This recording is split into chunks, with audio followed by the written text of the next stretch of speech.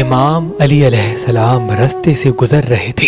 ایک شخص اپنے پڑوسی سے لڑ رہا تھا۔ امام علی قریب گئے اور فرمایا، اے بندائے خدا، تمہاری پیشانی پہ یہ سجدوں کا نشان یہ بتا رہا ہے کہ تم چاہتے ہو کہ تمہیں جنت ملے، اللہ تم سے راضی ہو۔ وہ دستے ادب کو جوڑ کے کہنے لگا، ہاں یا علی، میں دن رات اللہ کی عبادت کرتا ہوں۔ امام علی نے کہا، اللہ اس شخص کی عبادت قبول نہیں کرتا جو پڑوسیوں سے جھگڑا کرتا ہے، پڑوسیوں پہ ظلم کرتا ہے، پڑوسیوں کے حق پورے نہیں کرتا۔ اس شخص نے کہا، یا علی، یہ جو میرے پڑوسی ہیں ان کی بری عادت ہے کہ جب بھی میں اپنے بچوں کے لیے کوئی چیز لے کے جاتا ہوں یہ گھور کے دیکھتے ہیں جیسے کہ صدیوں سے بھوکے ہوں۔ امام علی کی آنکھیں نم ہو گئیں اور امام علی ان بچوں کے سر پہ ہاتھ رکھ کے فرمانے لگے، اے شخص، اللہ نے جس کو زیادہ دیا وہ اس لیے دیا تاکہ وہ ان کی مدد کر سکے جن کے پاس کم ہے۔ شیطان تمہیں بھٹکا رہا ہے،